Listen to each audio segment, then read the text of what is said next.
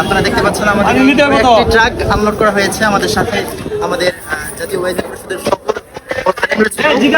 সাথে আছেন জাতীয় ওয়াইজিন পরিষদ মহাসচিব হযরত মাওলানা আবুল কালাম আজাদ সাহেব। হযরত এখন সংক্ষিপ্তভাবে কিছু কথা বলবেন আপনাদের সকলের উদ্দেশ্যে। আলহামদুলিল্লাহ, ইখলাসের সাথে আমরা কিছু দিনই কাজ করতে আসছি। আমাদের সাধারণ বর্ণাবৃত ভাইদের জন্য আমরা এখানে পুরা এরকম 3টা গাড়ি, অনেক বড় বড় তিন গাড়ি ত্রাণ নিয়ে আসছি। আমরা ত্রাণ বলবো না, এটা আমাদের ভালোবাসা, আন্তরিকতা, আমরা দায়িত্ব। আমরা কাউকে অভাবের কারণে না, বরং অবস্থার পরিপ্রেক্ষিতে আমরা তাদের পাশে দাঁড়ানোর জন্য আসছি।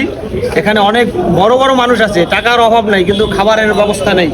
পরিস্থিতি এরকম এমনটাই জটিল যেখানে একমাত্র হেলিকপ্টার ছাড়া অন্য কিছু দিয়ে পৌঁছানো সম্ভব না। এই জন্য আমরা মালগুলো এখানে স্টক করতেছি এই হাসপাতাল রোডে, আলাকছা হাসপাতালের এখান থেকে আবার পর্যায়ক্রমে শিফট করে আমরা দিয়েছি। হ্যাঁ, সোনাইমুড়ি আমরা দিয়ে আসছি আমাদের প্রতিনিধিদের কাছে, চৌমোহনী দিয়ে আসছি এবং বিপুলেশ্বর, নাতের পেটুয়া, লাকসাম এই অঞ্চলে আমরা কিছু প্যাকেট অলরেডি দিয়ে এসেছি। ইনশাল্লাহ আমাদের এই ধারা অব্যাহত থাকবে। পরবর্তীতে ইনশাল্লাহ আমাদের মেডিকেল টিম আসবে, ডাক্তার সহ আমাদের সাথে জাতীয় ওয়াইজিন পরিষদের সাথে আস্থা রাখবেন এবং আমাদের সঙ্গে আপনারা কাজ করবেন, আমরা এই আশা রাখি। এখানে জাতীয় ওয়াইজিন পরিষদ এবং ড্যামরাও ইমাম ঐক্য পরিষদ এরা আছেন, কেরানীগঞ্জে ওলামায়ে কেরামের প্রতিনিধি আছেন, ইসলামী সাংস্কৃতিক জোটের অনেক দায়িত্বশীলরা আছেন। যৌথভাবে আমরা একে অপরের কাছে কাঁধে কাঁধ মিলিয়ে হাতে হাত রেখে ইনশাল্লাহ আমরা চেষ্টা চালিয়ে যাচ্ছি।